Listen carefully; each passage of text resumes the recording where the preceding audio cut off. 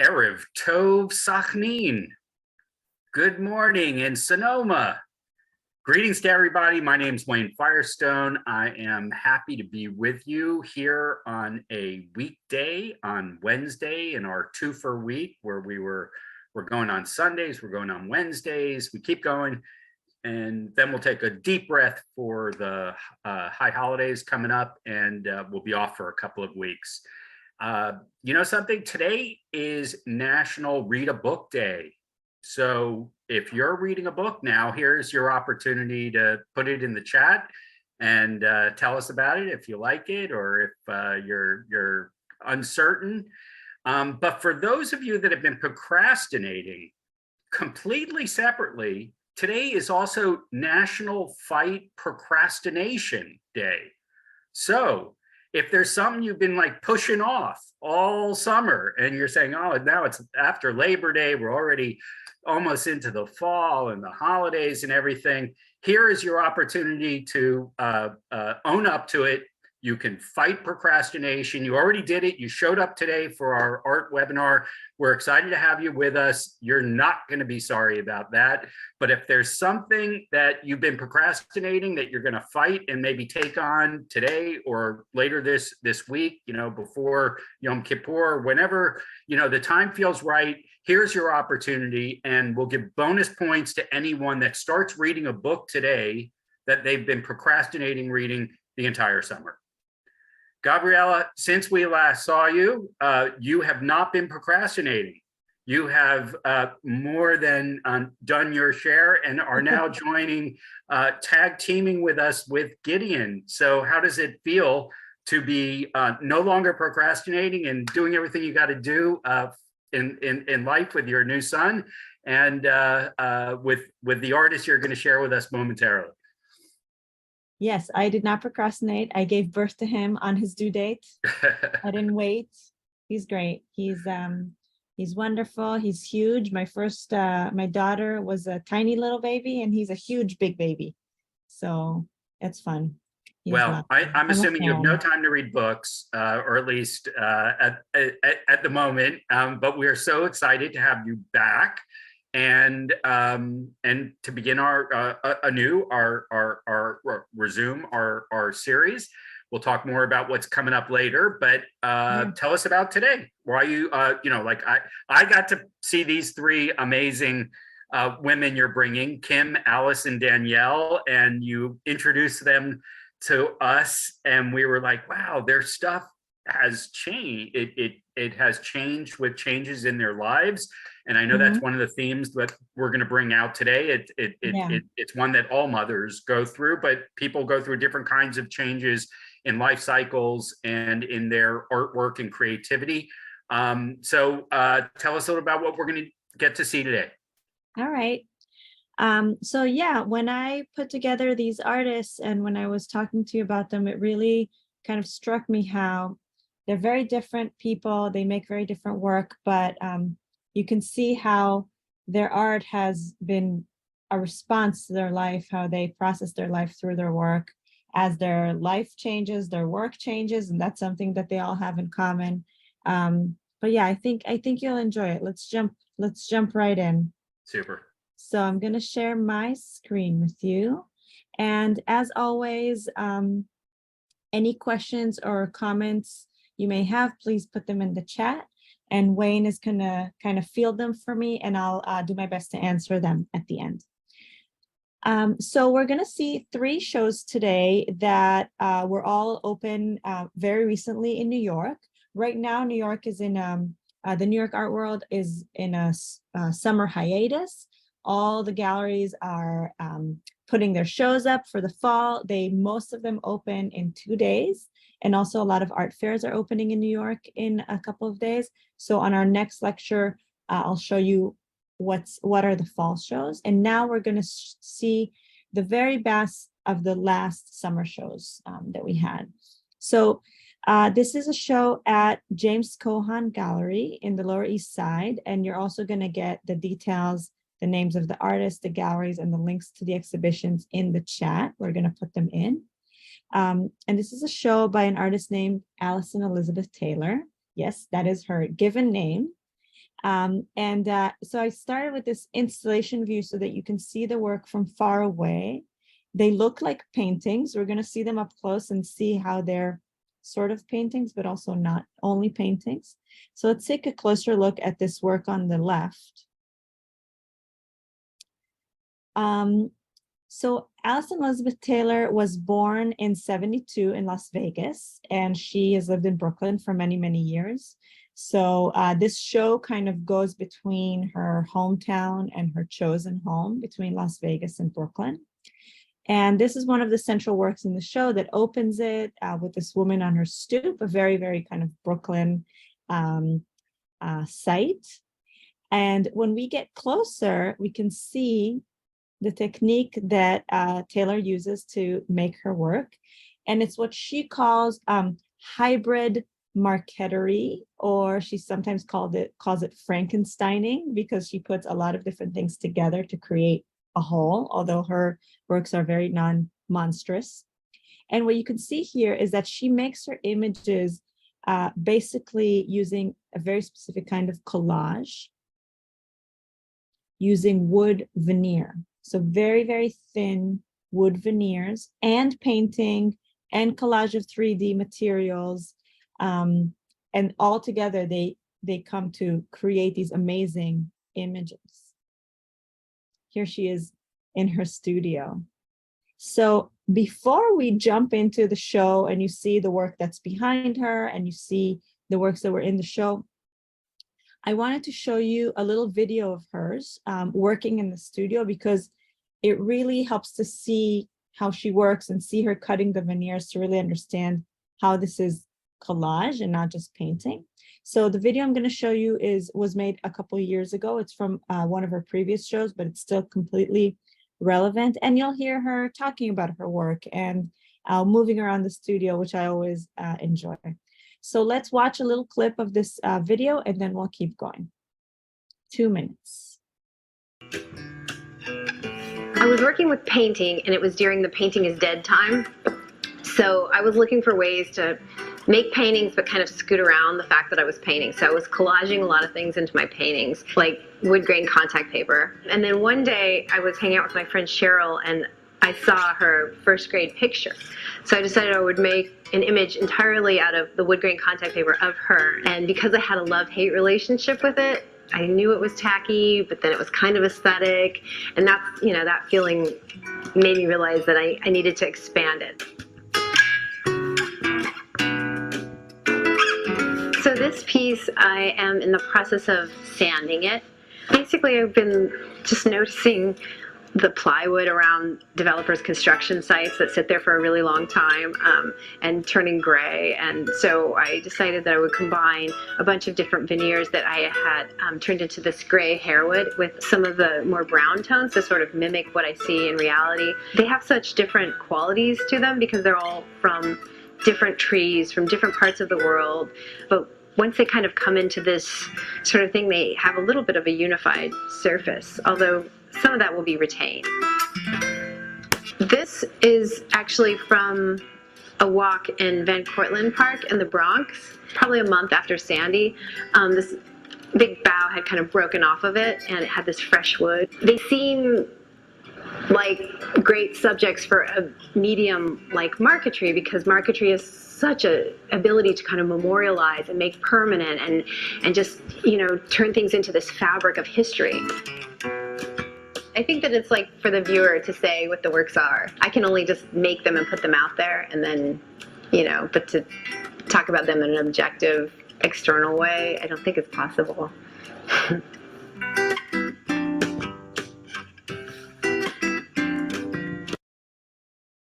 So that was 2 minutes with Alison Elizabeth Taylor from works from her previous shows. But you saw there the materials she works with. So she is a painter. She also uses paint and brushes, oil paints on her paintings. But a lot of what happens in her paintings is actually a very, very, very meticulous collage work.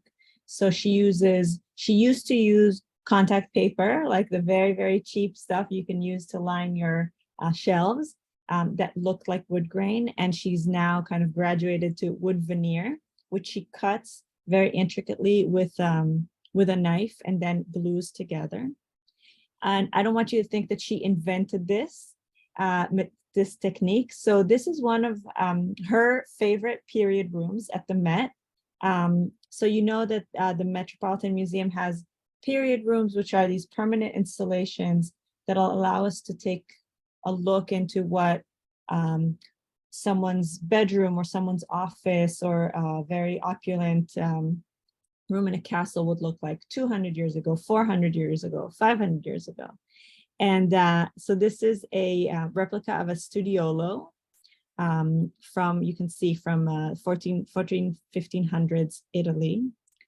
And it's all just wood. There are no shelves here or cabinets. This is all wood marqueterie, what's called trompe-l'oeil, to fool the eye.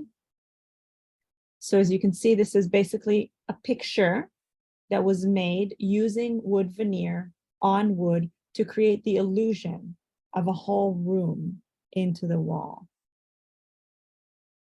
So this is a historical technique that she borrows from, that she uses to make her work. And back to her show. So the show had a lot of different sizes of paintings. Sometimes she'll make something that's almost one-to-one scale, like this painting that we're going to look at on the right side here. That's a window of a bodega. So you can see it's almost one-to-one scale. Sometimes she makes things that are really monumental and huge. Sometimes she makes small, intimate paintings. And the time that this show came together as she was making it was this kind of post-COVID time, what some are calling post-COVID time that we're in now. And it goes back and forth between Vegas and Brooklyn. And what do these places look like after the biggest lockdowns, the biggest restrictions? How is life coming back? So here is a painting called Try Us. It's a window of a bodega. And we can see every element in this painting is meaningful, right? This is from a snapshot that she takes on her walk in Brooklyn as she's preparing for this show. So you see in the front are these e-bikes, right? Which we know are used for delivery. Something that happened to the food industry and the restaurant industries that exploded in deliveries during the pandemic and the lockdowns. And then there's, you know, these kind of appetizing or supposed to be appetizing images of the foods you could order at this bodega or diner.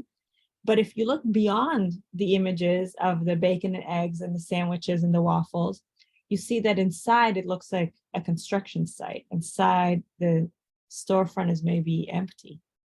And so it's just also kind of a thought about what happened to a lot of these places. A lot of places, a lot of restaurants did not survive the pandemic. So on one hand, she's celebrating it, she's documenting this place, but it's also a bit of a mourning of some of the losses, the economic losses, the livelihood losses of the pandemic, not to mention lives being lost during it. And then another large piece she made during this time is this work. This work actually won a huge award and is now part of the Portrait Gallery in Washington. As it really won this award as a portrait that really kind of captures American life and American entrepreneurship during the pandemic. So she was walking. She would take long walks during the lockdowns with her daughter, who's a young teenager. And one day when they were under the Brooklyn Bridge, they came across this guy who was cutting hair on a chain link fence that he put a beautiful, intricate mirror in front of. Let's see if I can get you a close-up of this. And he was masked, and his client was masked, and he was cutting her hair. And Alison Elizabeth Taylor starts shouting him up and asking him questions and taking his picture. And he told her he had a hair salon. He had just opened the hair salon right before the pandemic started, and of course got shut down. And he decided, I'm not going to just quit. he posted on Instagram and he said, I'm out, I'm at this point during this hours of the day. If you want to get a haircut, make an appointment and come by. And he did this. And so she takes his picture. And now what I'm going to show you is this. These are images that are not included in the show. I brought you some images of the preparatory work that she made in the studio for making this work, just so you see what goes into it. So here are some drawings, pencil drawings that she makes as based on the photos that she takes. She took a lot of different pictures from a lot of different angles. And you can see how she's slowly constructing her image. And this drawing is going to turn into this very intricate marqueterie work. So in this kind of work that she makes, it's not like brushstrokes where you can have an inspiration in the moment and change the whole thing. Everything is pre-cut and planned to the drawing and then glued on the surface. Look at some of these beautiful details of the wood marqueterie.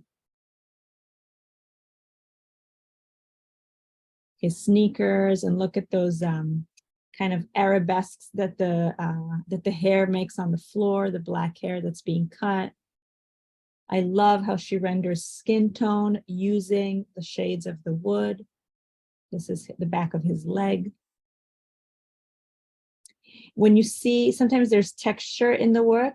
Sometimes when she does a part that's painting, she'll mix sawdust that happens when she cuts her wood into the paint to give it kind of a grittier feel. And look at this beautiful detail. There's painting here, there's wood, there's painted stuff as well as glued on stuff. Really, really beautiful work.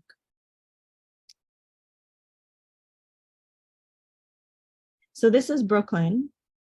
And meanwhile in Vegas, this is the largest work in the show. You can see it here on the right. And it's also based on a photograph that the artist took, as are many, many of her paintings. And it's the image, we're indoors here.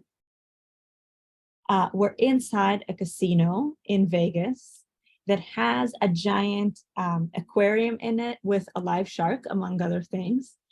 And we see the waitresses and the dealers all in matching red bikinis and mini skirts, and people sitting around and gambling and snacking and hanging out. And so there's something about living between this kind of decadence and over the topness of Vegas and the very, very different energy that Brooklyn offers that is very inspiring to her and interesting to me.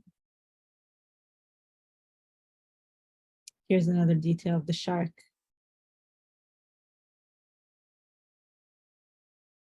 And kind of going back and forth between Vegas and Brooklyn, she also visited with a lot of her friends who had moved out of the city and went to live somewhere else. I'm sure every person watching this lecture knows at least one person who moved during the pandemic or as a result of the pandemic. That happened a lot, especially for people in metropolitan areas. And this is a portrait. I love how this flips. We usually are used to seeing naked ladies on the beach in painting in art history, and not naked middle-aged guy in shades on the beach. So I love how she twisted that around. And you can see the body and the sand and the towel, those are all made in this collage technique. And then the ocean in the back is all painted. She also paints a lot of still lives where there are no people, but there's always the presence of people, you know, whether it's a bedroom or studio or an office, there's always clothes, somebody's clothing, somebody's bedspread, somebody's picture of their kid maybe on the side table. This is what I was telling you about, the texture that she adds sawdust to her paint. And here you can really see all her techniques kind of perfectly joined together. Here's that boot that was on the bed, a leather boot on this kind of shag spread. just to give you an idea of the scale of the work. I love her portraits of showgirls in Vegas and of women in particular. This work has an element of photo collage. You can see these light bulbs are not real light bulbs. They are pictures of light bulbs collaged into the work, but there's real sequins here. Just really stunning, stunning work and technique. And I wanted to show you a little detail that I actually missed when I was at the show and only caught it later when I was looking at my pictures of the show, which is look at what is happening inside the eyes of this woman. She put tiny little photographs that she took in the desert, and they're reflected in this woman's eyes.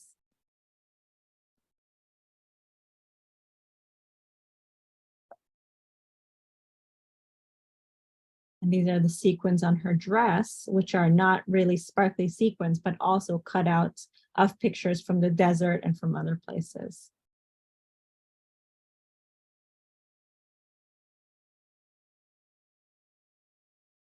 This is another tiny little work in the show. And I love these pieces that have artworks that have other artworks inside of them. So if we look at the wall behind this statue that's standing in the middle of the studio, we'll see there's what we can think of as maybe preparatory sketches for that nude on the beach that we saw before.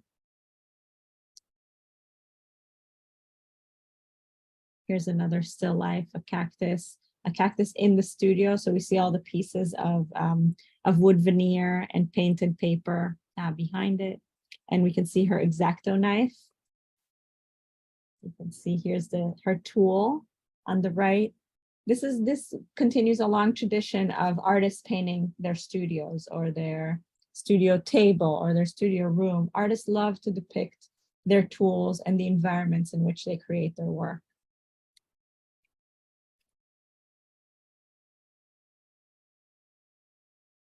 One last piece from the show, kind of a peek into maybe a dressing room or about to go in the pool.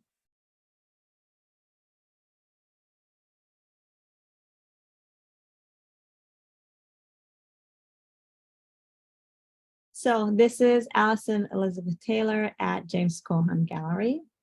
And if you have any questions or any comments, please write them in the chat and we'll read everybody's comments later and I'll answer questions.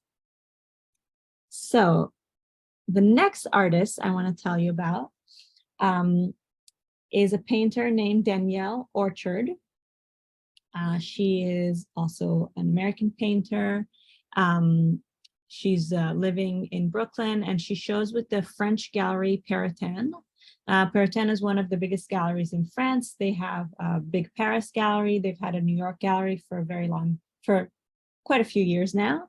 And Orchard shows in all of the galleries that this gallery has around the world. She is a very, very sought after painter, beloved of collectors and museums. And I think one of the reasons is that she really combines this kind of contemporary thinking about art and contemporary making of art with very rich art historical references. So this is a painter who really kind of has devoured art history and channels it through her work. So I want to start this talking about this show from this giant painting that opened it. It's somewhat of a diptych. A diptych is one work that's made out of two pieces. And again, I was just mentioning the artist studio and how beloved of a topic that is for artists. So this is another artist studio painting. And look at all the figures here. So this is gonna correlate with something that Danielle is gonna talk about in the video that I brought you of hers. We see 3 or 4 or 5, depending on how you count, figures of women. We see on the left a woman sculptor, but she's nude. creating a face. We see on the right a woman standing on a pink pedestal, maybe putting a legging, a sock on, or taking it off. So she just is about to start or just finished being a model, an artist model. And we see her sitting in the front, kind of contemplating. Maybe someone who is looking at the outside of her work, or maybe this is a symbol for the art critic, someone who comes to the studio and looks at the work and thinks about it. So here we see the female figure both as the artist and the muse, both as the one that is looking at and as the one who's being looked at. And this is something that Danielle Orchard's work is very, very influenced by. Now, if we think kind of about the classical image of the artist in his studio, I think about pictures like this of Picasso with his shirt off in his studio, in his big grand studio, painting pictures of women. Here's one of his paintings. Often we see his nudes. They're kind of, they're cubist, they're deconstructed. There's always a breast here, a breast there. But with Picasso, it's always very, very clear who is the object and who is the one doing the looking, right? And with Orchard, it goes back and forth because she's a woman, a young woman. And I want to show you also another little detail. This picture is really kind of like the key to the whole show. If you look towards those two windows in the back with the planters in them, there are two paintings propped up under them. No, 5 paintings actually propped up under them. And they all have one mark on them, one line, a line that's creating something that looks like a big belly, right? So we will come back to this belly. Before we keep going, I want you to meet Danielle Orchard. So I brought you a little video of her talking about her work. Again, this is a video that was not made for this show in particular. This was made when she was an artist in residence at a very fancy print shop that was helping her turn a few of her paintings into lithographies or stone prints. But she speaks really eloquently and beautifully about her work, and I wanted you to see her talking and see how she draws her lines and how she thinks about the work. So let's watch her and then we'll keep going. So this is Danielle Orchard. As a painter, I've vacillated between more abstract work and more figurative work. And for me, it's sort of about not striking a balance, but more like exaggerating the tension between those two ideas. So the figures are sort of monumental. They're inhabiting their space very fully, and they take on sort of a sculptural life. But it's very much for me about breaking the form into its abstract components and manipulating those components to suggest a narrative, often pulled from or referencing art history. The historical use and depiction of the female body is a fraught one, and I don't see what I'm doing as necessarily corrective. It's more about broadening that narrative and expanding representation. So women like myself have been largely excluded from participating in this type of image making, and they've been relegated more to the position of muse or subject. I think of myself as both the subject and the maker. So it's more about complicating that narrative rather than correcting it or changing its trajectory. Just about sort of expanding on that idea. So this piece that we're working on right now that we're translating into a massive stone is a familiar bathing scene, a woman reclining in a bath, but it's also pulling from areas of cubism, cubist references where the figure is sort of breaking apart in space, or maybe the anatomy isn't quite sitting together and she's kind of twisting forward in space. Nothing is sort of sitting on the same plane. It's sort of about blending the pieces that are very inspirational to me with my own lived experience.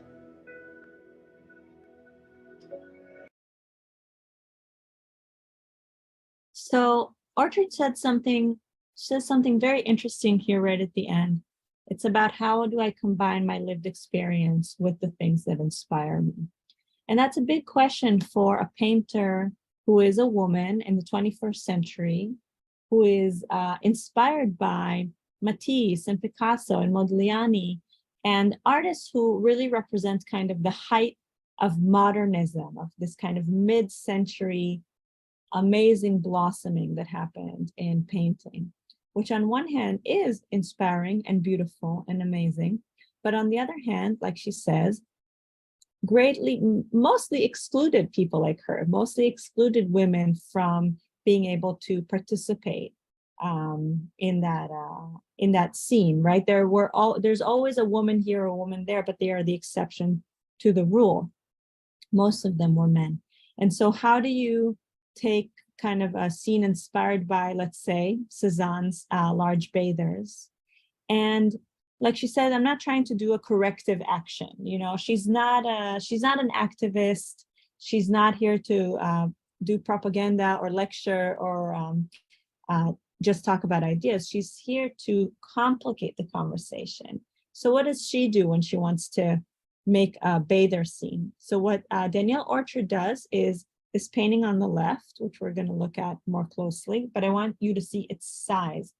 The figures in her paintings are monumental. They are huge, kind of like the giant monumental women of Picasso or Cézanne. And here's her bathing scene. So two women at the beach.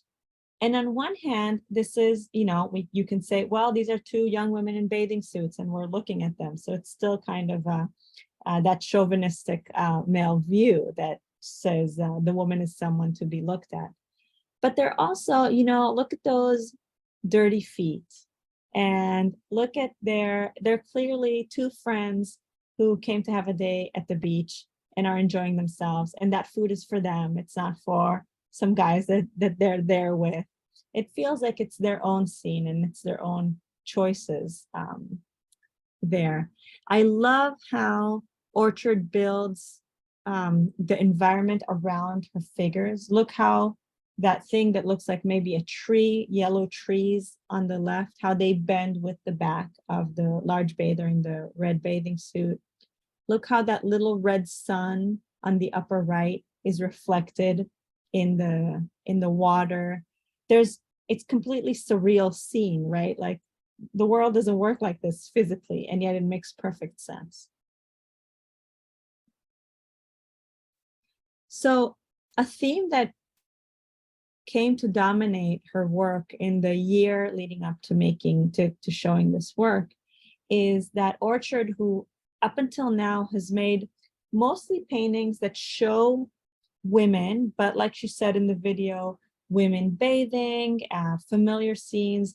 Also, a lot of her work, which I'm not showing you here, kind of played with raunchiness and with being sexy on your own terms as a woman. But something happened in Orchard's personal life, which she discusses publicly in the press release and in interviews about the work, that really changed where she was at preparing for the show. And that is that first she decided she wanted to become a mother and have a baby. And she became pregnant. And then unfortunately, she had a miscarriage and lost this pregnancy. And the show became really about this topic of miscarriage. And Orchard said that she found that this is one of the topics that are still quite taboo in our society, even though miscarriages are so common. They happen for at least 25% of first trimester pregnancies and in miscarriage. And she wanted to bring that to the fore, but she's still this painter who makes these luscious, beautiful nudes. So look how she solves that kind of new topic coming into her work. So she's making one of these nudes that she's known for, but look at the shadow that this figure casts. Right in the middle, she casts a shadow that is pregnant. This kind of pregnancy, shadow pregnancy, an imagined one, a mourned one.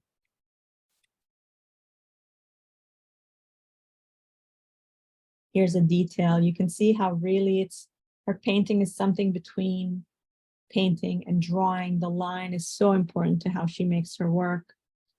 And I can't help but think of Modigliani when I think about these figures, these elongated necks that he had, his figures that almost looked mask-like. And here's another large painting from the show, again with that shadow belly. And I want to show you some details. So you can really see also how color works for her, how many different shades of red and pink and orange and purple and brown she uses to create this portrait, all the light and shadow.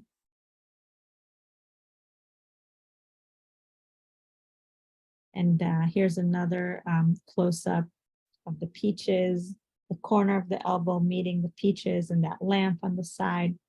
Really beautiful work, very, very much inspired by the legacy of painting in the 20th and 21st century. This painting is after Andrew Wyeth, so we're going to see the original. So this is Wyeth's painting, The Rest or The Repose, that he made also in the I guess it was late 20th century. And here is Danielle Orchard's take on it. It's so beautiful and it's so sad as well. She has a lot of references in her paintings, not just to these masters of modernism, but sometimes to particular paintings. So this large painting in her show is an homage to this this picture that Picasso made in the 50s. So this this portrait of one of his lovers made a huge kind of scandal because of the purple part of her face as she's kind of bent over. Those of you with the more lascivious imagination can see what part of the male anatomy he made that face look like. This was on purpose. It's not in your head. It's Picasso. And it's so much kind of how Picasso operates, right? He is, on one hand, such a genius painter. The paintings are so lovely and delicately constructed, but they're also in your face and kind of outrageous. And Orchard takes that into a self-portrait of hers. And in the part of her hair, she gives a very kind of subtle reference to that Picasso painting.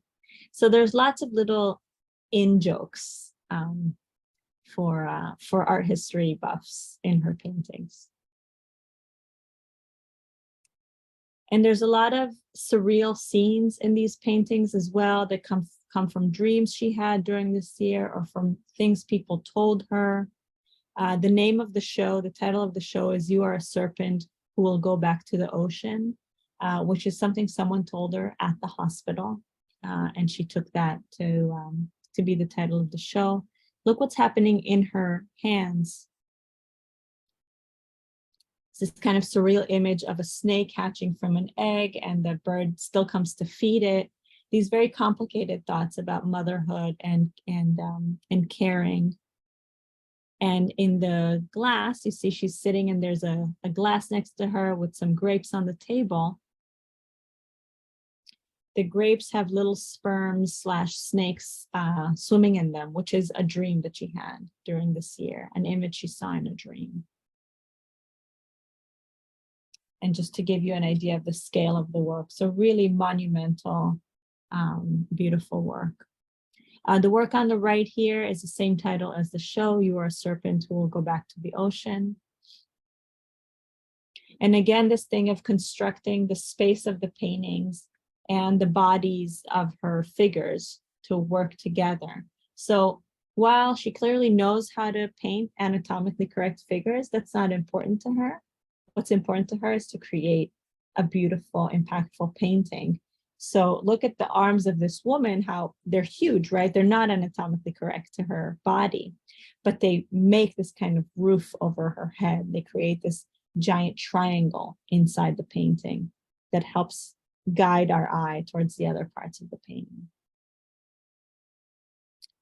And another kind of master of putting his figures and his compositions together was, of course, Henri Matisse.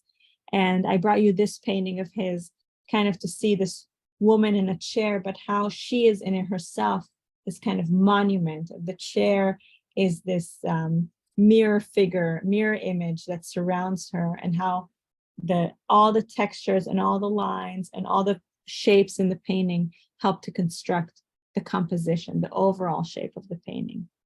And that's something she really takes from him. Here's a detail of that snake about to return to the ocean.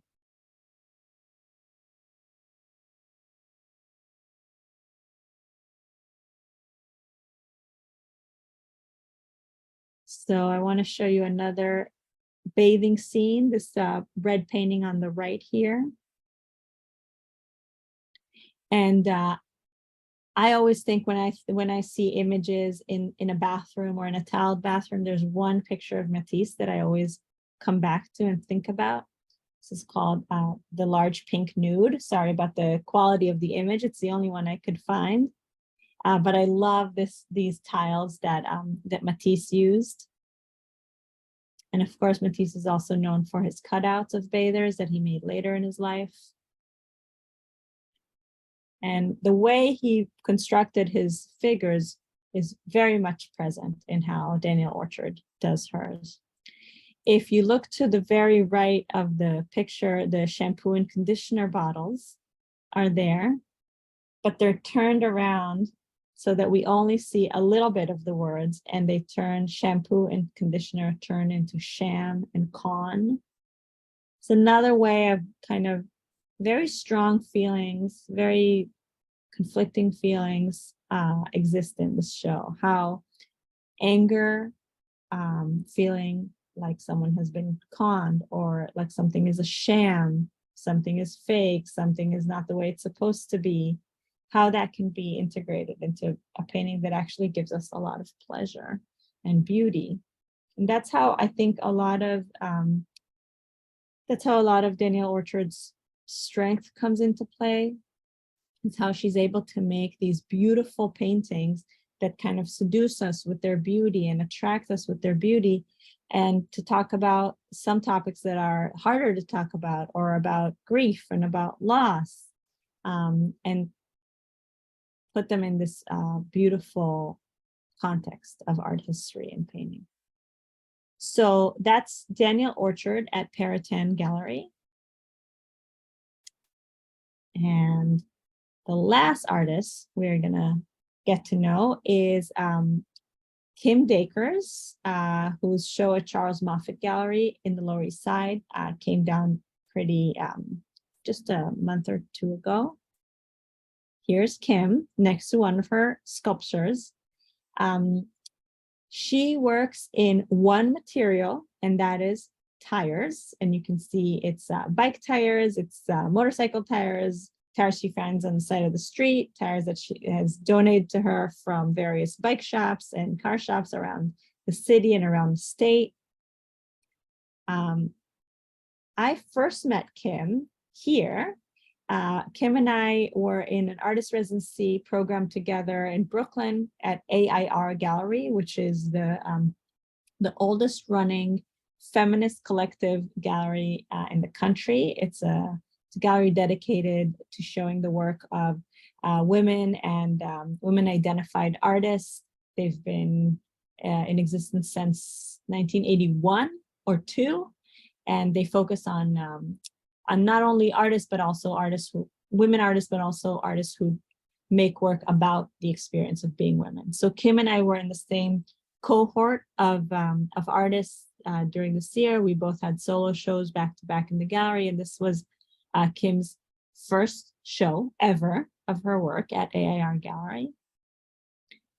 Here's I'm giving you the invite that she made for that show because it shows her in what was then her studio, which was her fire escape in Harlem. where she would climb out the window to make her sculptures on the fire escape. At this point, she was a public school teacher, and later she was a principal of this school. She went to Williams College, where she studied Americana Studies and political science, and took some art classes on the side, and kind of discovered sculpture there, and really didn't think of herself as a full-time artist until she got into this program at AIR, where she and I met. And there, while she was still working full-time as a teacher and a principal and making these portraits, which we'll talk about in a moment, she started getting some attention for her work, and decided to really go for it and become an artist full-time and quit her job. And it's a gamble that's paid off incredibly. She has a gallery in LA now. She has a gallery in New York. Her work has been acquired by LACMA, the Museum of Contemporary Art in LA. And she's showing all over the place. So she's really doing really, really well with this work. So before we keep going, I brought you a little video of Kim, so you can see her and know her and hear her talking about her work and a little bit making her work. And then we'll keep going. So here's 2 minutes with Kim Dacres. When I wake up in the morning, it's very quiet, which I like that peace to be able to hear my own thoughts. And then when it's time to go, Whitney, Stevie, like classics. I need folks who's gonna bring a little bit of soul to the day. I make sculptures out of tires. I love working with this material. So much of it just reminds me of like Black folks all around New York City, all around the world. Since I live in Harlem, there's just like a lot of braids. There's a lot of hairstyle. There's a lot of charisma, a lot of confidence, the swagger. All of that is enticing. Hey, how you doing? Oh, fabulous. I love the material because it's very forgiving on a practical level, but on a emotional level, it just reminds me so much of my own experience. Ooh, that's a trend I haven't seen before. That's cool. I found a lot of like solace and joy in my Black and brown communities. In some ways, we are forgiving of past injustices and current injustices that are going on. And there's an armor that we have to put in place. It just goes back to like what's going on inside of a person and underneath the layers that you do see. This work is named after Cheryl Swoops. We're in the 25th anniversary year of the WNBA, which feels like a huge achievement. Like, yes, sports play a big part in pushing the culture and the language forward. And that frequently falls on the shoulders of Black and brown people. When I'm looking at a work, I'm trying to imagine how I want other people to treat me. Not necessarily that I want to be looked at with admiration all the time, but that at least that there is a sense of respect and equality.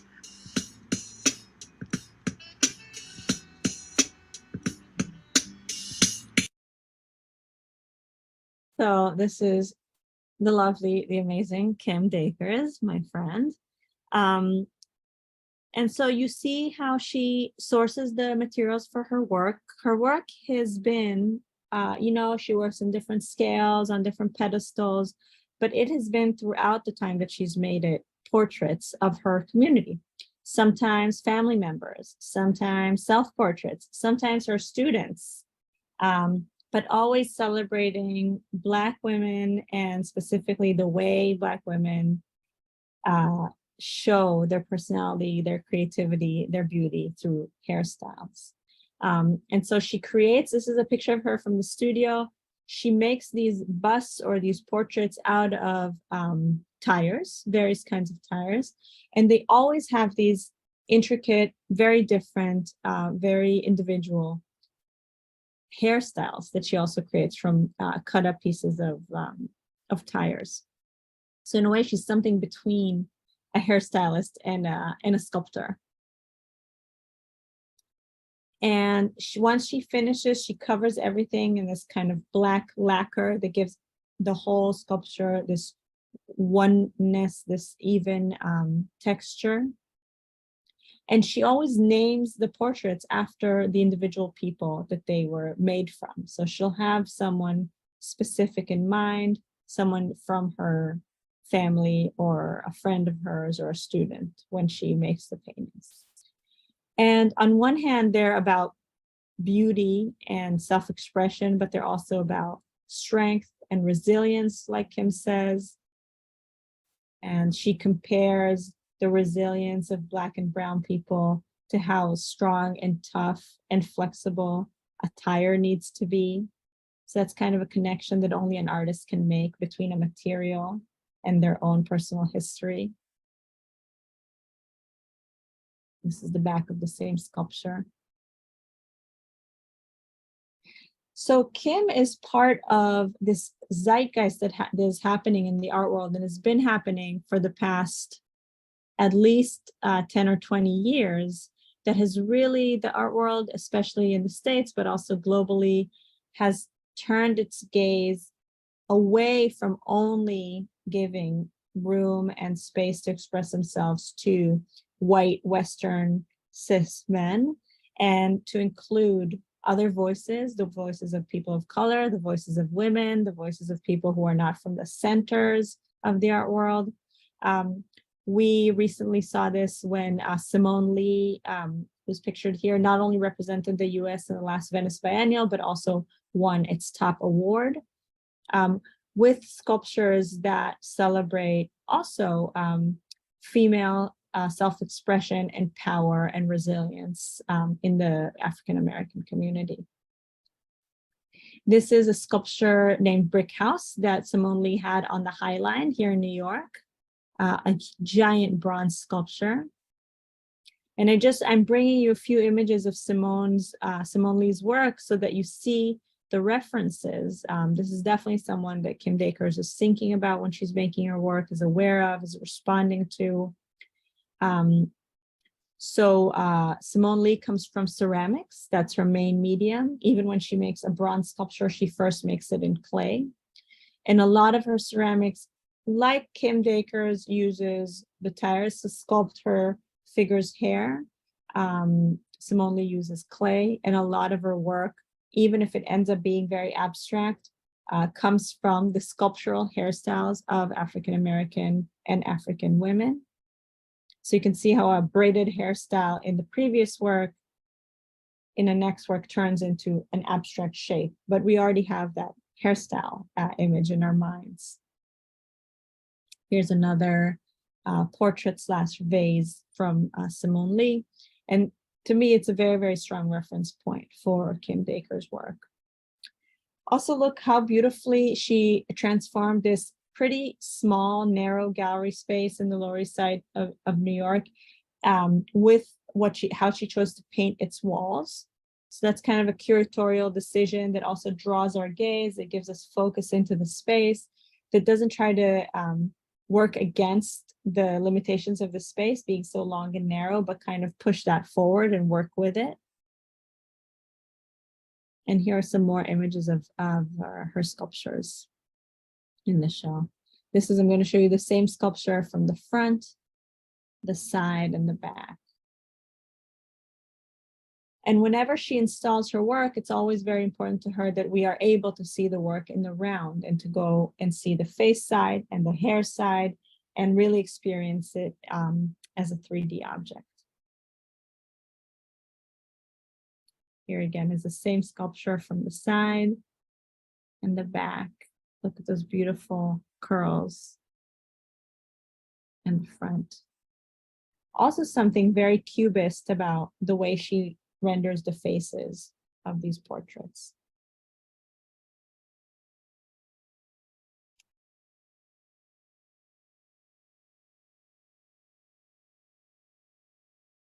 So this is Kim Dacres at Charles Moffett Gallery. And we're almost out of time, but I wanted to leave a little bit of time for questions. So Wayne, if you've gleaned any questions or comments from the chat, now's the moment to ask them, and I'll do my best to answer. We've got lots, so I'll try to get a couple of quick things in. Why don't we go maybe in reverse order, because there was a question from Ken about how the tires are actually carved. There are two questions: how they're carved, Yeah. And secondly, if you know from the source material itself whether these are steel belted radial tires, which are firm or strong and probably harder to work with, or they're the older ones that are considered non-radials. All I can tell you is that so she cuts them with scissors, with shears, with knives, with whatever she needs. All I can tell you is she gets her tires from everywhere. So she gets them from stores, but sometimes she also will stop on the side of the road and pick up a tire that has flown off of the site of an accident and take that. So she really works with everything that she can use. Yeah, Orly's asking a similar question, probably that relates to all three of them, of using sort of non-traditional materials and experimenting with them. I loved the phrase you gave for Alice of Frankensteining. She gave that, yeah, she made that up. Which I think evokes so many different ideas of playing with material and creating something that maybe even the creator is not quite sure what that will be afterwards. So how experimental do you see the three of them, or in terms of the materials they're using? I mean, Danielle Orchard is a very straightforward painter, and she works with oil paints on canvas, so that there's not an element of that in her work. But yeah, I mean, Alison Elizabeth Taylor really draws from history, right? So on one hand, she calls it Frankensteining and she makes it her own, but there's also really deep historical roots to the marquetry technique that she uses. And Kim, while she's using non-traditional sculpture materials, the way she ends up working is very traditional, right? Like she's creating these portraits, these three-dimensional things from the objects she finds around her. And I mean, the Cubists did that too. The Cubists put real paper and cane chairs into their paintings. Materials from daily life has gone into artwork since art has existed. So it's both new and very, very old, what they're doing. So there was a question about Alice's work. I know in the past you've shown us artists that work with large teams that put things together. So does Alice have an Igor or some assistant that is helping in all the mixed medium that she's working with? You mean Alison Elizabeth Taylor, the first one you're asking about? It was a question we got from Robin up front.